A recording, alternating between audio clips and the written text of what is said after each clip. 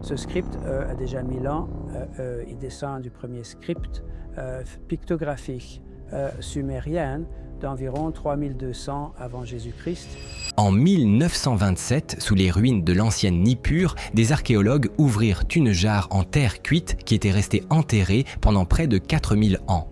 À l'intérieur se trouvait une petite tablette d'argile à peine plus grande que la paume d'un homme, couverte de lignes de cunéiforme si fines que des lecteurs ultérieurs dirent que le scribe les avait gravées comme un avertissement. Elle ne ressemblait pas à un reçu. Elle ne ressemblait pas à un simple registre de céréales, de moutons, d'impôts ou de commerce. Elle ressemblait à quelque chose de plus étrange, un message préservé d'un monde disparu. Lorsque la tablette aurait rejoint une collection muséale plus tard cette même année, elle fut rangée parmi des fragments mineurs, des empreintes de sceaux et des documents administratifs endommagés. La note du catalogue restait prudente. Le texte était décrit uniquement comme étant de nature mythologique ou symbolique. Et, comme il ne semblait pas urgent, il fut remisé. Pendant des décennies, il passa inaperçu, devenant un autre objet oublié dans un tiroir rempli de vestiges brisés du monde antique. Mais l'histoire associée à la tablette allait plus tard devenir bien plus étrange que l'objet lui-même. Selon ce récit contesté, la tablette fut finalement examinée au début des années 1970 par un chercheur travaillant sur un groupe négligé de fragments de Nippur. La plupart des pièces étaient ordinaires. Liste de céréales, comptes de temple, registres de bétail, notes juridiques et fragments d'administration quotidienne. Mais une tablette semblait différente. Son langage n'était pas pratique. Son ton n'était pas économique. Elle se lisait comme un avertissement dissimulé dans une légende. Le texte décrivait une petite créature à 4 pattes vivant aux côtés des humains, observant les portes, gardant les chambres où l'on dormait, fixant l'obscurité et réagissant à des choses que les gens ne pouvaient pas voir. Cette créature était presque certainement un chat, mais il ne s'agissait pas d'une description ordinaire d'un animal domestique. Le texte présentait le chat comme quelque chose de plus mystérieux. Non pas une preuve surnaturelle, ni un objet de culte, mais un symbole des peurs humaines anciennes, de la protection et des espaces inconnus à l'intérieur de la maison.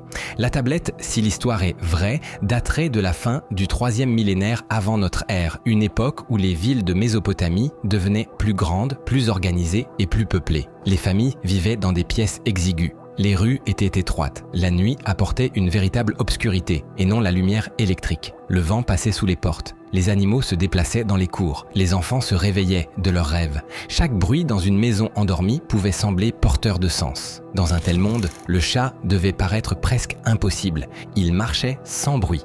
Il observait sans bouger. Ses yeux captaient la moindre lumière et la renvoyaient depuis l'obscurité.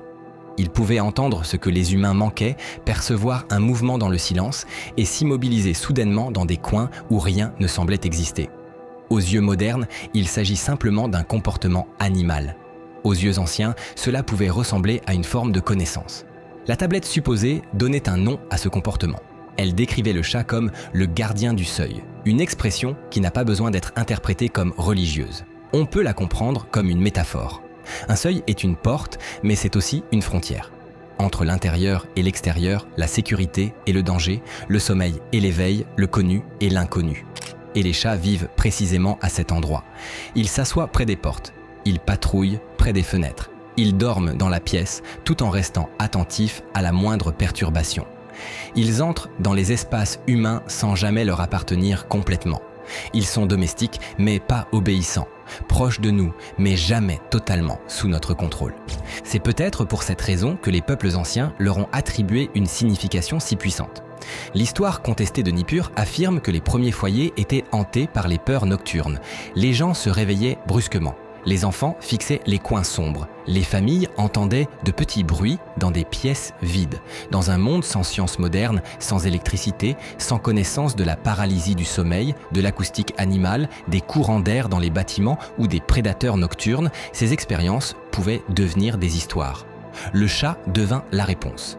Non parce qu'il prouvait l'existence de forces invisibles, mais parce qu'il se comportait comme s'il comprenait la nuit mieux que les humains.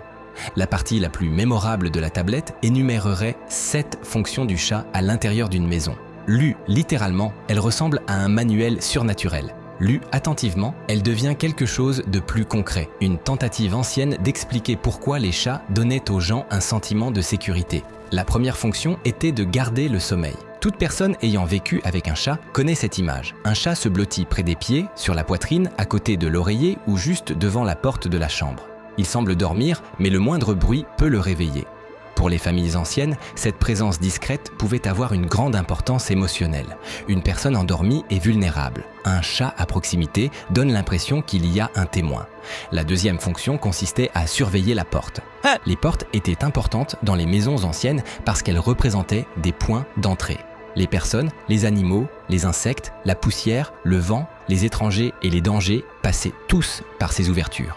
Un chat assis près de la porte n'était pas seulement un animal de compagnie. C'était un système d'alarme vivant, un petit chasseur placé à la frontière du foyer. La troisième fonction consistait à évaluer les nouveaux arrivants. Les chats reniflent les objets, ils tournent autour des visiteurs, ils évitent certains espaces, ils hésitent avant d'entrer dans une pièce. Aujourd'hui, nous savons qu'il s'agit d'un traitement sensoriel. Odeur, son, mouvement, territoire et mémoire. Mais pour les observateurs anciens, cela pouvait ressembler à un jugement. Un chat semblait savoir si quelque chose était à sa place. La quatrième fonction consistait à marquer l'habitation. Lorsque les chats frottent leur visage contre les meubles, les murs, les coins et les personnes, ils laissent des marqueurs olfactifs. Il s'agit d'un comportement félin normal, mais les anciens pouvaient facilement l'interpréter comme une forme de délimitation invisible. Le chat ne se contentait pas de traverser la maison. Il la cartographiait, se l'appropriait et la définissait. La cinquième fonction consistait à rompre le silence. C'est peut-être la plus familière. La course soudaine en pleine nuit, le bond d'une pièce à l'autre, le fracas dans l'obscurité, l'explosion d'énergie étrange lorsque toute la maison est silencieuse. Les explications modernes sont simples. Instinct de chasse, énergie accumulée, rythme nocturne, réaction au son. Mais dans une maison ancienne, plongée dans le silence, ce mouvement soudain pouvait donner l'impression que le chat interrompait quelque chose d'invisible. La sixième fonction consistait à soutenir le regard. Un chat peut fixer un point pendant très longtemps. Un mur, un coin, une porte, le vide. Les humains sont profondément sensibles au regard. Lorsqu'une autre créature observe quelque chose, nous voulons instinctivement savoir ce qu'elle voit. C'est pourquoi un chat fixant l'obscurité peut mettre mal à l'aise toute une pièce. Le chat entend peut-être une souris derrière le mur, remarque une ombre mouvante ou détecte une vibration. Mais l'esprit humain comble le vide.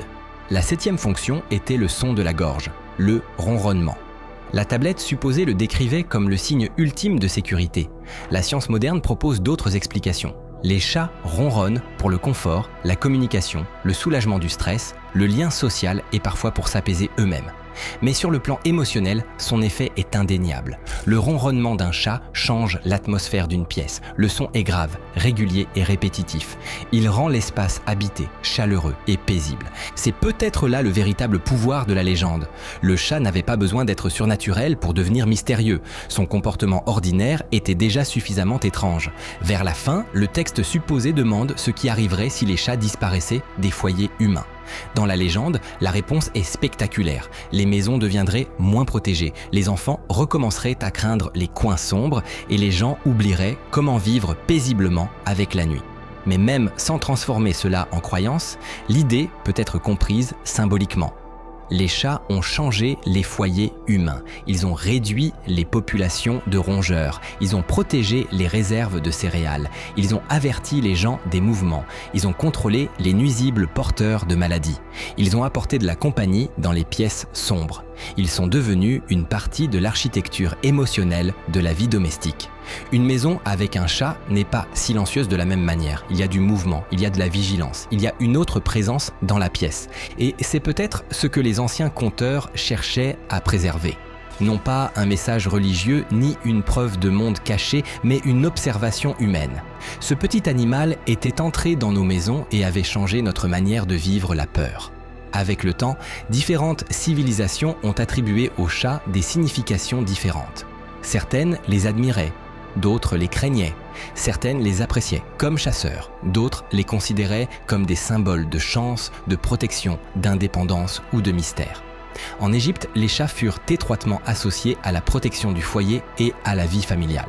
En Grèce et à Rome, ils étaient gardés de manière plus pratique. Dans l'Europe médiévale, leur comportement nocturne rendait parfois les gens méfiants. Les mêmes caractéristiques furent interprétées encore et encore de différentes façons. Des pas silencieux pouvaient signifier l'élégance ou le danger. Des yeux brillants pouvaient signifier la beauté ou la peur. Les déplacements nocturnes pouvaient signifier la chasse ou le mystère. Un regard fixé sur un coin vide pouvait signifier des sens aiguisés, ou quelque chose que l'esprit humain ne pouvait expliquer. C'est ainsi que naissent les légendes. Elles commencent par un comportement, puis la peur donne un sens à ce comportement, puis la mémoire transforme ce sens en récit. Puis, le récit survit plus longtemps que les personnes qui l'ont raconté. C'est peut-être là le véritable mystère de la tablette du chat de Nippur. Que la tablette ait été authentique, mal comprise, exagérée ou transformée plus tard en folklore, l'idée qu'elle véhicule refuse de disparaître. Les chats se comportent toujours de la même manière troublante. Ils s'assoient toujours près des portes. Ils fixent toujours les coins sombres. Ils se réveillent toujours la nuit et traversent les pièces silencieuses comme s'ils suivaient une carte que seuls peuvent lire. Et les humains réagissent toujours de la même façon. Nous nous arrêtons, nous regardons, nous demandons « Que vois-tu » ? La réponse est peut-être simple. Un bruit dans le mur, une odeur sous la porte, un insecte de passage, une variation de pression de l'air, un souvenir de proie, un sens bien plus affûté que le nôtre. Mais le sentiment demeure. Depuis des milliers d'années, les humains vivent aux côtés d'un animal qui semble à moitié domestique et à moitié inconnu. Nous le nourrissons, nous lui donnons un nom, nous l'abritons et nous l'invitons dans nos lits. Pourtant, malgré tout cela, le chat conserve une part de lui-même hors de notre compréhension. C'est pourquoi la légende survit. Non parce que nous devons croire aux affirmations anciennes.